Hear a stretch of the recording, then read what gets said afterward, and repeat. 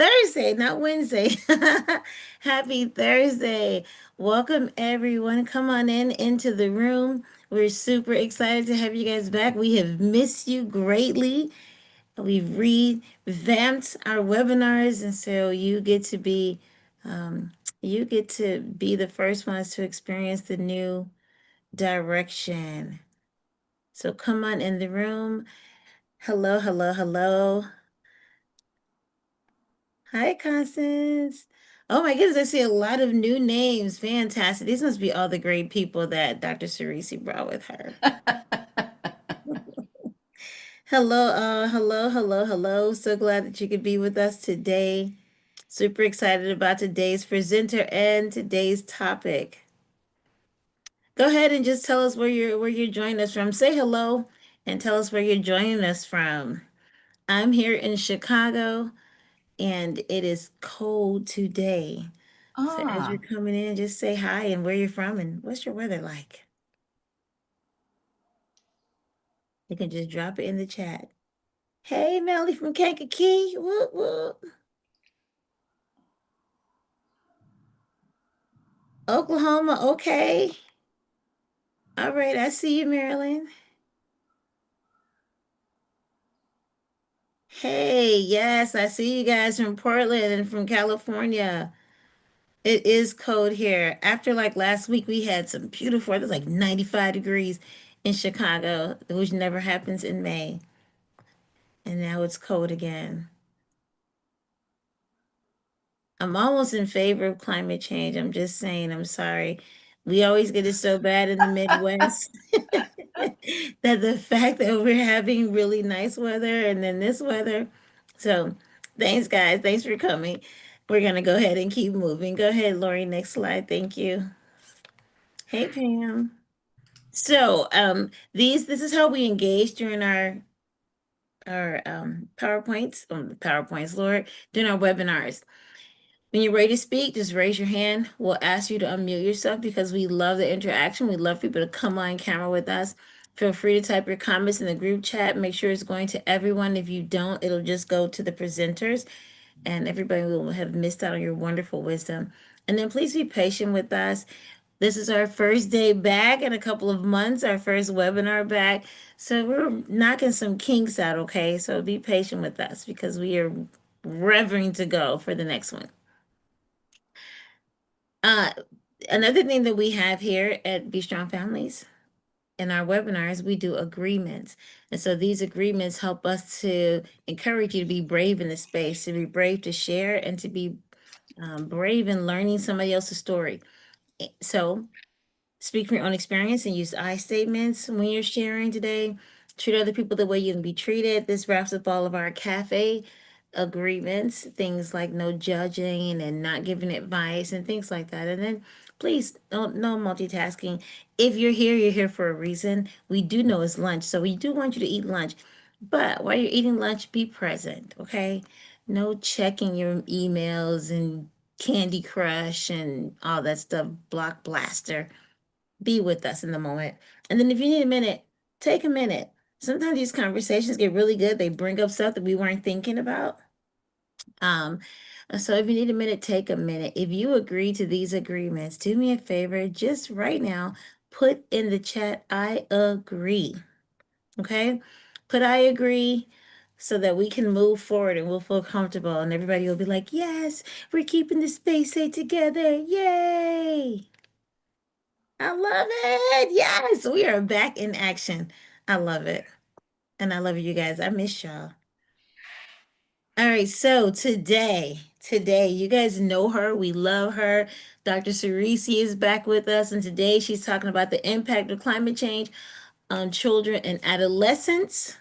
This is a big one, y'all, because I wasn't realizing the impact of climate change and wondering what's happening with the kids, and this might explain it a little bit. So I'm excited. Well, let me tell you a little bit about Dr. Cerisi for those of you guys who are just meeting her for the first time. She currently serves, Dr. Cirisi A. West-Olatunji currently serves as the CEO of Crest Programs, LLC. Dr. West-Olatunji is the founding director of the Center for Traumatic Stress Research. She is also a past president of the American Counseling Association and the Association for Multicultural Counseling and Association. In addition, she has served as editor in chief of the Journal of Multicultural Counseling and Development. Nationally, Dr. West-Olatunji has initiated several clinical research projects focusing on cultural centered community collaborations designed to address issues rooted in systemic oppression, such as transgenerational trauma and traumatic stress. Cirecie West-Olatunji has conducted commission research under the auspice of the National Science Foundation, ACA Foundation, Kellogg Foundation, Federal Witness Assistance Program, Spencer Foundation, the American Educational Research Association, and the African American Success Foundation. Her publications include 2 co authored books, numerous book chapters, and over 60 articles in peer reviewed journals, in addition to national presentations. Dr. West-Olatunji has delivered research papers in Eastern and Western Europe, the Pacific Rim, Africa, and the Americas.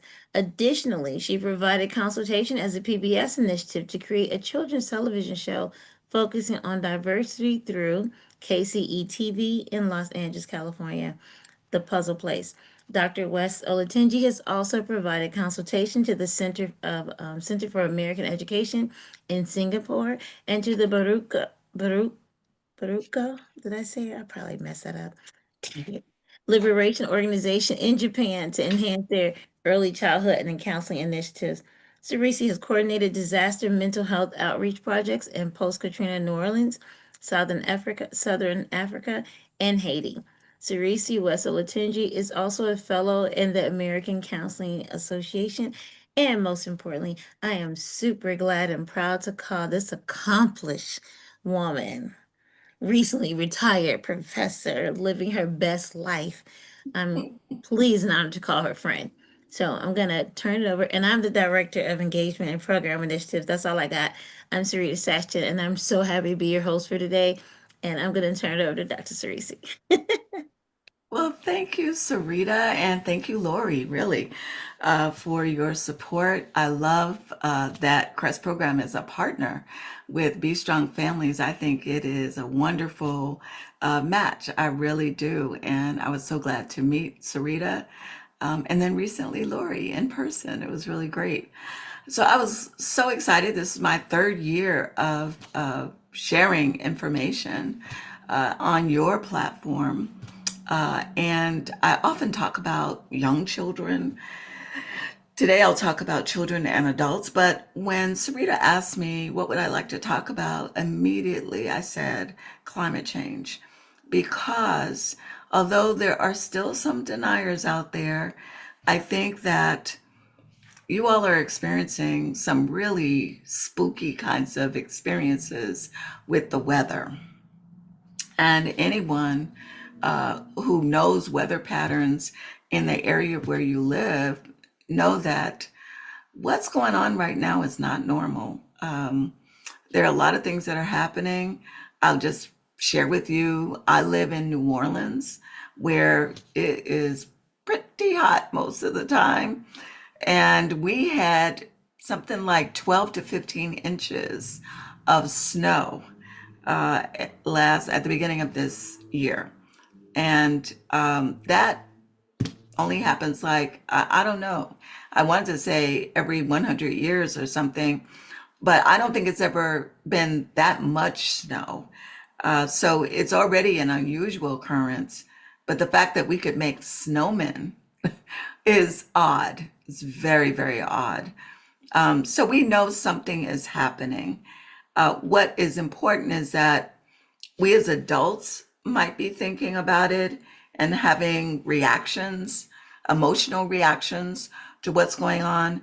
But we don't talk a lot about our children and how our children may be impacted. We might think, oh, they're too young, they're too little, they're not impacted at all. But that's not true. And I'm going to talk a little bit about the research that's out there that might help you to better understand what's going on. So to get started, next slide, let's review the learning objectives for you. during this very quick hour with you. So one is, of course, thinking about what do you know? So helping you to have the words to be able to talk to other people about climate change and its effects on children and adolescents. So I always like to do that so that you're not tongue-tied, or you're not wondering, oh, how do I talk about this? Or people are looking at you and they think, what is that person talking about? They don't sound credible, and so on. So I'm going to give you some language that is based on the research to help you to talk to other people so that you can be an advocate for children. Second, I'd like to help you to be aware of some of the things that you can be doing, whether you're a parent, what are some of the parenting skills that you need to be able to support your children. And you don't have to wait until you see them have an extreme reaction to what's going on. You can do some prevention. So why not throw it in there with all the other things that you're doing with your kids, is to throw in some preventive kinds of activities for your children to ensure that they maintain their emotional well-being. Also, if you professionally work with children, whether you're an educator or you work for a nonprofit, a community-based organization, a faith-based organization, your health provider, in whatever capacity you might be working with children and adolescents, then it would be helpful to you to know what kind of evidence-based interventions are useful and effective in working with this population. And then finally, a really important thing is for you to acquire or increase your advocacy skills. So we as adults, we have a responsibility to children to be able to advocate for them, to ensure that they are protected, that they're safe, and that we minimize any harm that might be in the environment. Next slide. So what am I going to talk about? First, I'll give you some facts and figures, again, giving you the words to be able to talk to other people about facts. So this is not an opinion. This is data that's being collected and compared to prior years. So we can take a look, do an assessment, and decide, what does that mean? And then also I'll move into the very things that you need to know, which is how are children and adolescents impacted. So I'm going to go over that. And then, of course, we want to talk about coping. So how do we empower children so that they can respond? They know what to do. They know themselves. They know what makes them happy. They know when they're moving away from happy. And they know what they can do to get themselves back to some equilibrium. So we want children able to manage their emotions themselves and know exactly what to do. So I'll talk a little bit about what do we know about what kinds of activities foster resilience within children. And then I'll talk a little bit about education, because children spend the majority really of their waking hours in school. So I thought, well, let's talk a little bit about what educators need to be doing, and then how parents can interact with educators to ensure that when we're not with our children and they're in school settings, that they are getting the kinds of supports that they need in relation to climate change. And then finally, call for action, which is, okay, now that you've heard all this is all so that you can do something. So this is not just to be talking about it or to have something to talk about over coffee with your friends. This is really about how do we protect and advocate for our children. So of course, I'm going to talk about what you need to do about it. Next slide. So let's start. So record-breaking temperatures. I know you've seen the news, whether you get your news on your phone, your smart tablet, or your computer, or television, or let's say you're still reading newspapers, which is fantastic. I do. I love paper. So whether you're getting your news from any of these sources, you are reading that there are record breaking temperatures, some real high highs as the earth heats up. So guess what? January 2025 was the warmest January on record, right? And it is crazy as we think about what does that mean. It means that the earth is heating up. Now, what are the issues with that? We have vulnerable populations. So I know the first thing that comes to mind might be thinking about the elderly, right? People who are not able to get around. But that would also include maybe people with varying abilities. So they might be compromised. They might be in wheelchairs. They might be on a walker. They might be quite feeble in terms of their ability, their muscular ability to get around. This will also include, though, on the other end, as bookends, would also be young children. So young children are also vulnerable when we have these record high temperatures, where really it's not temperatures where humans really can exist. So, you'll notice that when we have those record-breaking temperatures, that they tell people stay inside, particularly vulnerable populations. Don't have your children playing outside. They'll tell the elderly stay inside. Also, we know that we have shelters where people can go to where there is air conditioning so that they can cool off. We get a lot of urban spaces. They might have air that is misted out onto the street and so on to be able to help people to manage those record-breaking temperatures, right? But also we want to think about people who live in low-income areas, people in disenfranchised communities, about their abilities. So we're also talking about people utilizing electricity and whether or not people will be able to afford to keep their electricity going because they can't afford to pay their energy bills. So we know that they are disproportionately impacted. So there's that. There's also the issue that we know that the heat is actually higher in some communities. How about that? Yeah, so that research has been done well that even the heat is disproportionately, spread out. And yeah, you can imagine it in those low income communities, it's actually hotter, right? So we have that. So we've got a rising trend in temperatures that disproportionately impact certain populations. And that's really important to think about and how that might impact children. Now, of course, with the earth heating up, we're getting the polar caps melting, right?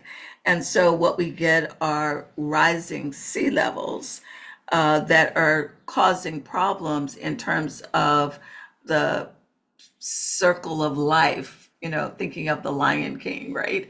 And thinking about the circle of life. Yeah, so we get it creating this domino effect in terms of the various species of animals and fish life. And so it impacts our ability to have food, right? It's also, so we get this thing that's called biodiversity loss. And that really is what's going on. And what we've learned is that it's already declined by 27% in the last 35 years. Also, it's impacting the composition of the water, and that is impacting, again, the biodiversity. So we've got this domino effect of the earth heating up, the rising sea levels, and it's really impacting our ability to have clean water. It's impacting our ability to have food, and so on. The next thing is extreme weather events, and I know you're feeling that. Absolutely. So we've got, I'm hearing today, dust storms out in West Texas, and for the first time in Chicago. So I'm just hearing that today.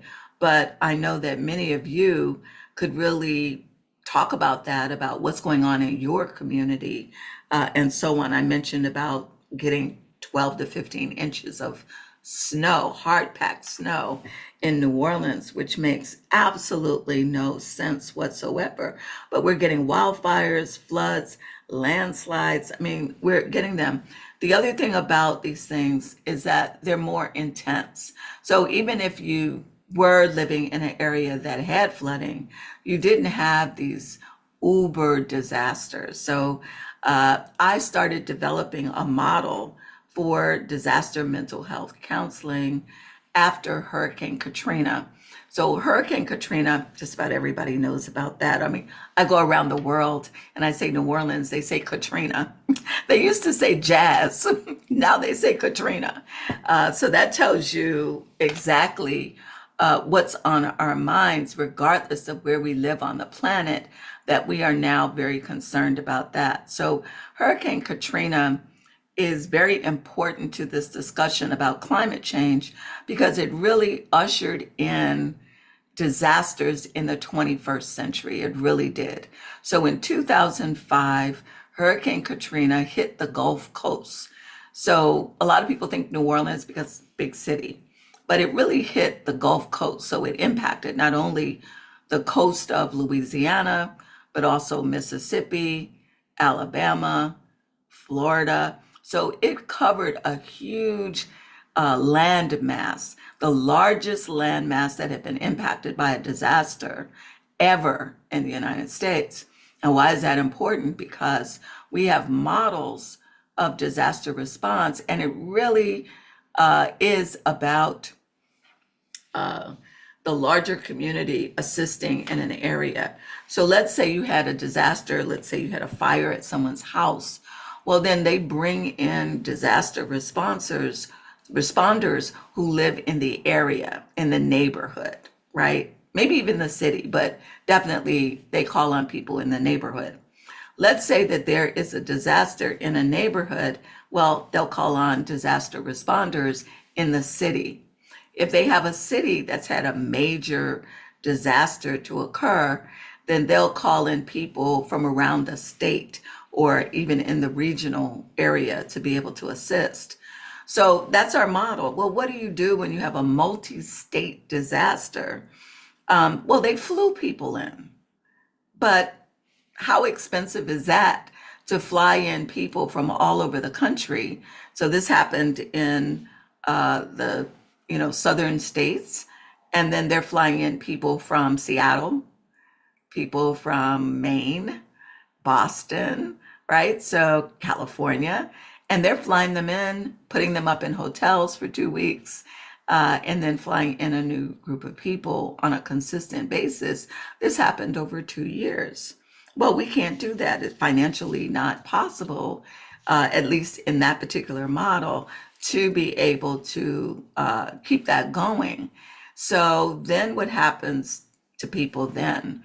When you have local people who are disaster responders, but they are as impacted as the people that they're supposed to serve, and they're not in a good place to be able to do that.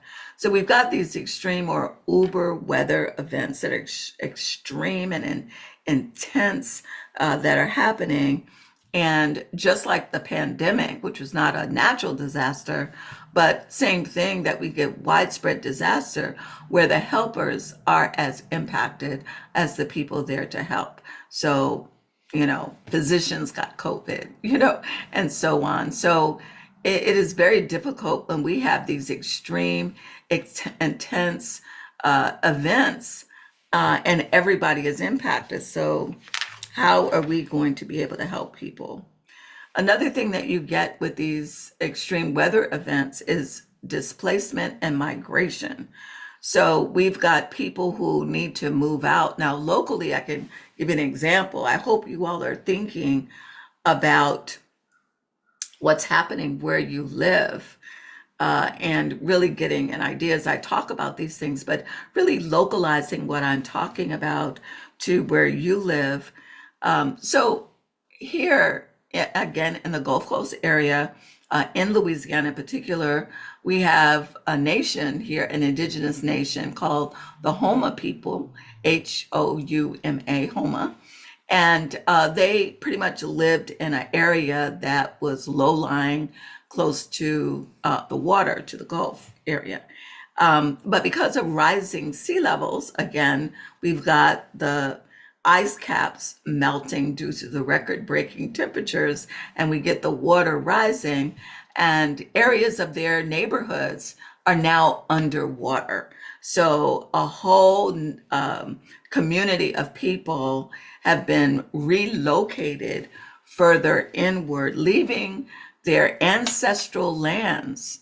Imagine how traumatic that is, not only for the adults now, but also for the children. So how traumatic is that to have to leave your ancestral homelands to go live just somewhere else?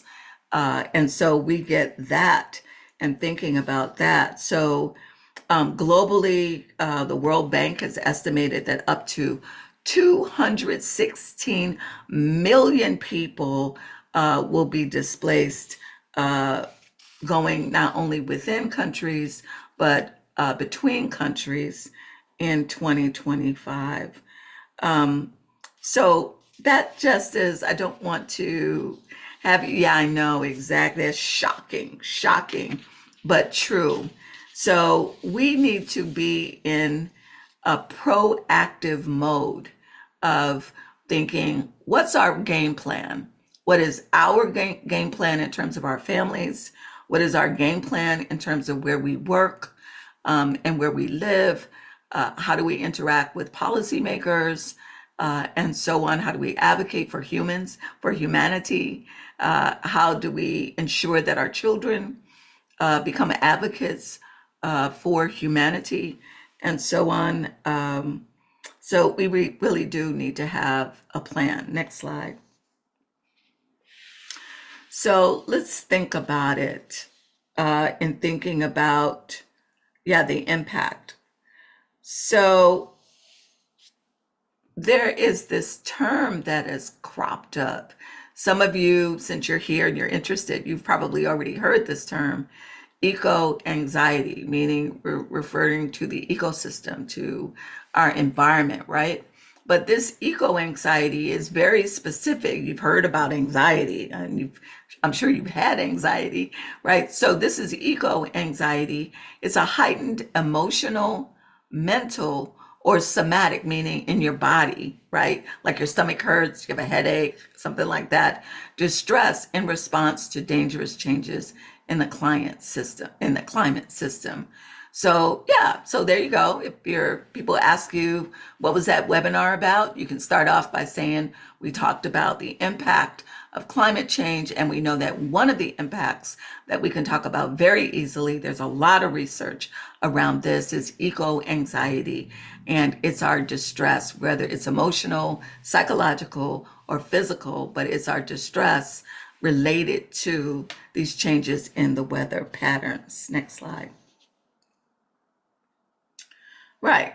So, what are we talking about? We're thinking about things like feelings of sadness and grief, thinking about the loss, right, of opportunity, the loss of experiences, and also loss of life. So thinking about how people are very vulnerable and the impact that it's having. So I talked a little bit about, not only are we talking about people and their physical harm, but thinking about sort of the chain of events as we think about people who are less privileged or live in less privileged communities and so on. What access do they have to resources and so on? And so we get this whole loss.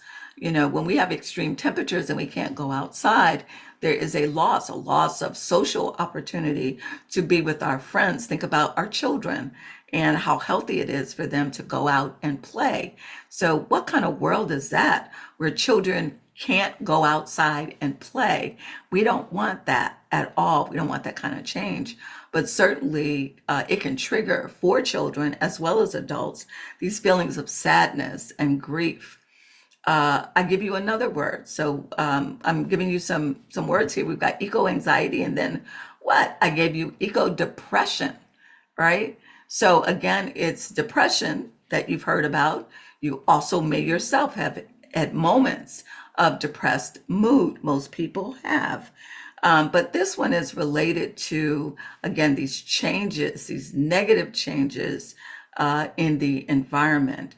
And then I gave you a third term, ecological grief. Again, we've all experienced sadness over something, whether it's the loss of a pen, loss of a job, loss of a love.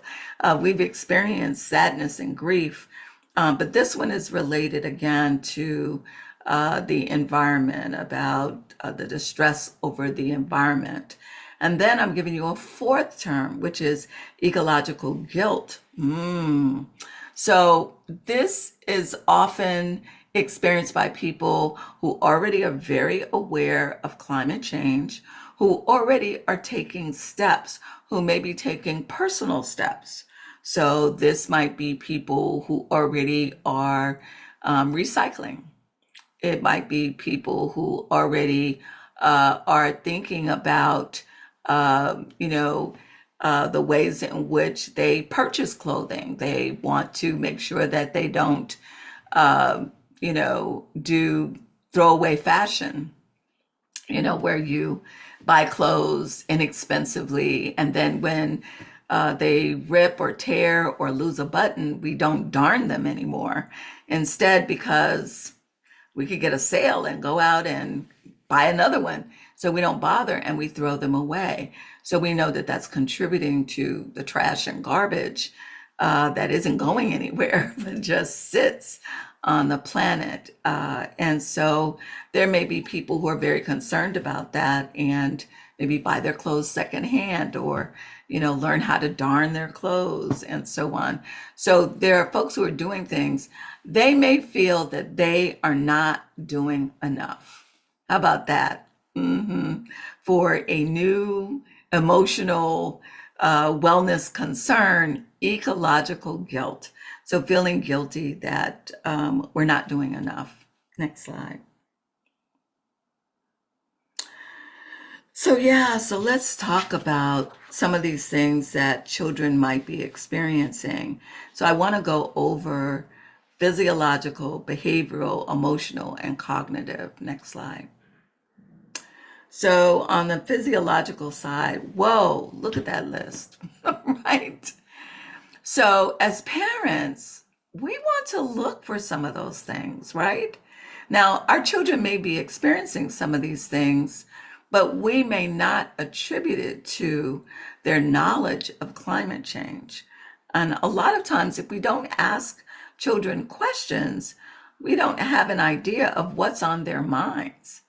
Also, when we think developmentally about what children are cognitively able to understand, they may misinterpret what it is that they're hearing or learning. And so it's important for us to check in with them and see how they're doing, right? Because their understanding of things may not be developed enough to really understand, and they may be interpreting it at their own developmental level, and that could be faulty. So it's important for us to talk to them. So definitely increased heart rate. So you get palpitations, shortness of breath, right? So you know that you need to work with them to breathe. Agitation and irritability. So if you find your child is more irritable than usual, they're a little snappy, a little snippy in the way in which they interact with their siblings, or even in being, occasionally non-compliant with you, or at school, you may see those kinds of behaviors, or those behaviors are being reported to you by educators. Also, in terms of physiological, it could also be some nausea, just malaise of just, they might say, Mommy or Daddy, I don't feel good. So they don't have the words to really describe where it's happening or what's happening. We need to ask several questions to find out what's going on. We might also get, in terms of their internal organs, diarrhea or constipation, heartburn. Look at that. Headaches is also very common. Poor sleeping patterns, which could be too much sleeping or too little sleeping. So we have to pay attention to any changes in their physiological patterns. And of course, we know that generalized fatigue, that they're sort of lackadaisical, like they don't show interest anymore. So lack of engagement. And if we notice that and it's unusual, we need to ask more questions. Next slide. Behavioral, right? So things that we might look for that might not be like the headache or the stomach ache or something like that, but it might be eating patterns. So if your child normally has a healthy eating pattern, and then all of a sudden you tell them to come to dinner and they're like, I'm not hungry. Yeah, you want to look into that. Also, if they normally didn't eat a lot, they were sort of a picky eater, and next thing you see, they're just devouring everything all the time, that might be something to pay attention to. Also, avoidance. So this sort of internalizing of, if you have a child who is generally more talkative and gregarious, and all of a sudden they don't have a word to say about anything, that's something to be concerned about, as well as the opposite, meaning you normally have a very quiet, introverted child, and you know that that's their personality, and then all of a sudden they're very talkative, and so on. So you want to pay attention to that. I think with adolescents, you get more of the self-medicating behaviors where you find that they're sneaking off and doing things that will somehow help them to deal with their anxiety. And if they're with friends or, schoolmates who are engaged in taking alcohol or street drugs or even over-the-counter drugs, that's something that you want to pay attention to and intervene for quite aggressively. Now, also, you can't overlook the kids who might be accessing any prescription drugs that you might have at home, might be using maybe some ordinary kinds of chemicals that might be accessible in the home. And of course, accessing, if you have alcohol in the home, they may be doing that. So if you find that when you go to have your party and you open up your alcohol tray or bin or whatever, and you find, wow, it looks like it's a little bit less than I remember it to be, or it seems diluted, then you want to start asking more questions and again be aggressive in terms of when you intervention and so on. You don't want to let that go, and probably seek a professional to assist you. If you find that your child is over dependent on others, or they tend to be more bullying with others, sometimes one of the things that I used to do when my kids were with their friends over at my house, I would just observe from a quiet place, not to be too sneaky, but yes, I wanted to know, how was my child with other kids? Did they have advocacy skills? If they saw someone doing something that they didn't want to do, did they have the ability to say, no, I don't want to, or no, my parents would get me if I did that, or whatever. But do they have that kind of self-actualization? And so on. I also wanted to see, were they the bully? I needed to see that. So I wanted to sort of check them out when they didn't know that someone was watching, to just see how were they in their relationships. Another thing I used to do is when they were very young, I would drop them off at school and I didn't leave. A lot of times kids were kept outside in the yard before they called all the kids in, but you could drop them off early at school. I would observe them. I also visited the school from time to time and sat in on the class, again, to observe. And at first, children are looking and noticing visitors, but after a while, they do what they normally do. So you can get a good look. So it's important to do that. Sex drive changes. I would hope that your child is not engaged in sexual activity early, even adolescence. You would want to be concerned about early sexual activity. But if your child is engaged in sexual activity, you certainly would want to be mindful of how are they doing that and whether or not it's normative. The other one is one that I used to see a lot in working with clients and working with children in my private practice is these accidents. I would ask questions if I was working with a child, and almost every time they came to see me, they had a cast on their wrist, on their arm, on their leg. They had, a scratch here and so on. And I often would speak with the parent, and sometimes I would call the pediatrician to ask them about it, and we would consult together to find out what's going on with that particular child. Next slide. Oh my goodness. I need to whiz through because I want to get to your activities. Just thinking about the emotional, I mentioned the irritability, I've talked about the anxiety, and also about the depression. But I would just only say, in terms of the emotional, is that we as adults need to ask questions. So, not just look at the behaviors that represent these emotions that may come out in their drawings, it may come out in any writings that they have, where they're journaling or they're writing short stories, whatever the activity might be, or verbally, they might be able to talk about how they're feeling and so on. And so we need to just, allow them to share their story and find out what's happening. Next slide. And then finally, cognitive. So one is that you get the rumination, and that may be in the fact that they're daydreaming a lot. It may be the catastrophizing thoughts, could be in every drawing that they have. There's something about someone surviving not having any water, or someone surviving a hurricane, or someone drowning, or so we see that over and over. It's very iterative in all of their drawings, in all of their stories, and so on. In their play with their dolls, they're playing, and it's coming up in the dramatization of the dolls, and so on. And so we need to look at that, the absent-mindedness, and also about the rumination. Next slide. It's important to think about how all these things come together.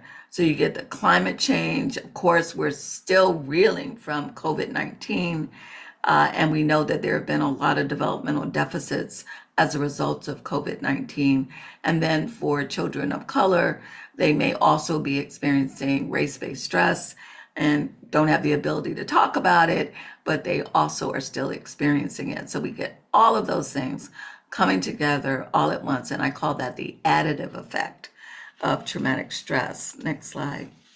So where are we with this, right? So let's think about resilience and coping. What should you be doing in working with children? So one, I'd say hands down, prevention is where it's at. Prevention is so much easier and less expensive. It is easy to work on prevention. Definitely do things that are child centered, of thinking about the child's environment and utilizing the tools and resources, supports, history, values, narratives, stories from the child's experience. So that's going to create a lasting change. We need to anticipate where children are going to have difficulty. So if they experienced a flooding in your area and it's causing distress for them, then we know that whenever it rains, that might be a trigger for them. So what do we need to do? Where do the children need to be? How can we prepare them? for lots of rain to help them to understand that every time it rains, it's not going to flood. So, we anticipate where they'll have difficulty. And then, of course, incorporating neuroscience informed activities such as mindfulness. I'm a big proponent of mindfulness in all kinds of forms. And it could be just doing a little, you know, let's see, meditation, teaching children meditation. And they can learn to meditate in 1 minute. They can take a mindful walk where they are walking around and just teaching them to stop and smell the flowers, really, to stop and really see the world as it is, block everything out, and just enjoy this particular moment. So mindfulness is just being in the moment. So that can be helpful and is a coping strategy for children. Next slide. I mentioned that children spend a lot of their time in schools. So it's important for us as adults to pay attention to what's going on in school, to advocate for children, and be able to talk to school personnel. For educators who might be here today, these are some of the things that you need to do. So if you haven't already developed school-wide activities and interventions around climate change, please, please, please recognize the impact and begin implementing school-wide prevention activities. Need to incorporate things that represent children's backgrounds. So wherever your children are coming from, bring in things that relate to who they are and stories and narratives that come out of their collective experiences. And then thinking about mental health professionals who are in schools, they need to work on acquiring competence in addressing things like eco-anxiety and eco-depression and eco-grief and so on. Next slide. So definitely, these are 4 things that you need to do. Definitely incorporate culture. And those of you who've heard me before know that I place culture at the center of all of the trauma work that we do. Use an ecosystemic approach, meaning don't just think one-to-one, one person to another person, but think about how we can counter some of those things in systems. Definitely take using social acts, like I said, reaching out to policymakers, definitely engaging in prevention and focusing on empowerment. You are going to get the PDF handout of this particular, of my breakdown of all of these. I go through the culture-centered perspectives, the ecosystemic approach, taking social action, prevention, and empowerment. But I want you to know that they're there. I do want to see if I can answer some of your questions. Let me just skip to the last slide before questions and answers with the little girl with the umbrella. Yes, and of course you guys can reach out to me. Of course, I would be very happy to answer any questions that you have about this presentation. So last one is facilitating empowerment, and I use artificial intelligence to generate this particular image. I'm still working on it, so any suggestions you have. But this is a little girl, and I always say, children are dealing with a whole lot, and it's like rain. So things are happening to them, and our job is to help them to cope, not only for us to help them, but for them to help themselves. So that's the first thing, help children to help themselves. So here's a little girl who's what? She's prepared. So whatever is coming at her, if it's race-based stress, look at that. She's got her umbrella. If she's concerned about climate change and about what life might be like in the future for her, she's got an umbrella so that she can stay calm, cool, and be strategic in advocating for her own future. Assist children in embracing hope. That's right. No matter how bad it looks, we can always do something, that we can always have faith that we can make something happen. We can improve our own lives. There's always something that you can do. Aiding children to serve as agents of change in their own support systems. Look at that. Children as agents of change. That's what our job is as adults, is to help children to understand that they are agents of change. So I am going to end there and open it up to see if you have any questions. And I can try to answer those questions in the few moments that we have left.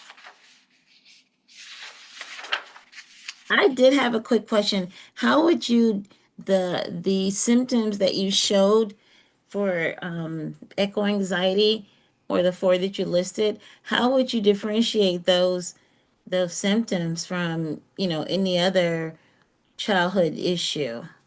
Yes, so we would want to think about the source. So Lori, you don't have to share my PowerPoint anymore. And just let people know if you wanted to reach me, of course, just go to our website, crestprogram.com. Um, so it's really just asking children about what's happening for them. So we might see symptoms that we recognize as anxiety, but imagine if it were anxiety about taking a test at school. That's very different from being anxious because it's raining and Mm, they were caught in a flood before. So mm, with that knowledge, I know, oh, are we gonna have storms like with thunder and lightning and so on? Well, my kid is not gonna just be the regular scared of thunder and lightning. They are gonna freak out because they're going to think, oh, it's going to rain. We're going to get flooded. We'll be, need to be rescued off of the roof again. You see. yeah. So we Okay. need to prepare them to say, okay, so it's going to rain a lot, but it's Mhm. only going to happen between this hour and this hour. So why don't we go into a room and let's play a game? So like a game that takes an hour, maybe their Yeah. favorite game, and be somewhere for them to be distracted for that hour. Why don't they listen to music, their favorite Mhm. music? Do some aromatherapy, and so Yeah. on, and let them see that it was just a storm. They survived it. We had a lot of fun. And it's not going to be the same as it was before. That's a very different response from Hmm. um, how Hmm. have you prepared for your exam? Have you done the best Yeah. that you could? What are things that I could do to help you? Do you want me to quiz you a little bit? Mhm. How can I It's help you with this? So, even though the anxiety behaviors might be the same, our the intervention is going to reason. be very different. Yeah, and the reason behind it. You made me think of my nephew recently. We had some storms in Chicago the last few days, and we've never done this, but he came running into the kitchen and he's crying. And we were just like, "What is wrong with you?" And he's like, "It's storming out, it's bad weather out." And I don't know that he's experienced any of the backstory, but definitely my sister and I was like it's a storm, like just sort of we didn't blow it off, but we didn't give it much attention. And then I took him outside and said, "Look, it's beautiful though," and tried to look at the beauty of the storm. But that Hmm. never occurred to me that, excuse me, echo anxiety. So that's something. And then also that when you said the 218 billion people would be displaced, we just had that conversation today and talking about how hot it got in Arizona, and that if it gets hot, like if it's already 130 degrees and they don't have cooling centers and people can't live and they don't have, and the grid goes down or whatever the case, those people wouldn't be able to stay there anymore in that region. And so I was like, oh wow, that's like deep. So you just sort of connecting dots for me, which are some really good dots to connect. So thank you. You're Um, welcome. does anyone have any other questions? We're gonna move so we can begin to close out. But if you have a question, we have people saying how great this was. It was absolutely fantastic. It helped me to connect a lot of dots. So I was like, oh, this is really good um, and helpful. So thank you so much for the choice, this topic choice, because you could have chosen something else. I'm really glad you chose this one. and I learned a lot. So thank you. We do want to. It's always a pleasure. We do want to just remind you guys of the cafes that are happening all the time. 3 times a month. We have them in English and once in Spanish. So if you hit the QR code, you can join these Taste of Cafes. This is what we're known for at Be Strong Families. Our motto is reweaving the fabric of society one conversation at a time. Feel free to hit the QR button. And also there is, thank you, Dr. Cirece. They're dropping a link, a Google link, because we'd like to get your feedback on how well this webinar presentation was. We hear you saying it. Can you show us by just taking a moment to complete the post webinar survey? We appreciate you. Lori, can you go to the next slide? And then if you are in Illinois, this doesn't happen often. We are doing a healing, we are funded by Healing Illinois, a grant currently, and we've done a number of cafes in the community around Illinois in Lansing, Cicero, Maywood, and Evanston. So this is open to those residents, but also if you're in Illinois and you would like to come and get trained to do cafes, to host cafes, please. It is 2 days, June 17th to 18th. We would love to have you. It's completely free because it's funded by Healing Illinois. Those 4 places that I mentioned, those places, those people will have preference. But please, if you want to come bring some parents and get trained to host cafes. And we have 2 questions, 2 hands raised, right quick in these last 2 minutes. Let's see, who do we have? Who's got their hands up? Very quickly, very quickly. Who is it? Do, do, do, do, do. Lori, do you see them? So No, I I'm. cannot. Oh, If they would please Maria. open their mics. Yep, I Oh pushed them yeah. on top. Go ahead, I see. Maria. Yeah. Maria and Maria. Maria, your mic. We've allowed you to speak. So you want to unmute your mic. Maria Kitte. Hi. I made a mistake and I raised my hand incorrectly, but I didn't have Okay, any that's questions. fine. Oh, Thank you I for do being want with to know. us. Uh-huh. I'm going to be retiring from being a mental health therapist, and Mm-hmm. I wanted to know from your program how I can be helpful to my community. Ooh. Ooh, Wow. Maria, I say reach contact out to me. me. Yeah, reach Oh, out to me using the email okay. that's in the chat, and Okay. we can talk. Absolutely. Okay. Thank you. Hmm. Cool. They're saying the Google form isn't working. I was able to open it, keep playing with it. Thank you, Yeah. Maria. Maria Pisano, I allow you to talk. Hi, yes. I am certified for the virtual cafe. Is this for the in-person cafe? This is for in person. Oh, yes. Thank you. You're I'm welcome. excited now. 2 days, 2 days. So you have to cut out those 2 days. You have to be there both days.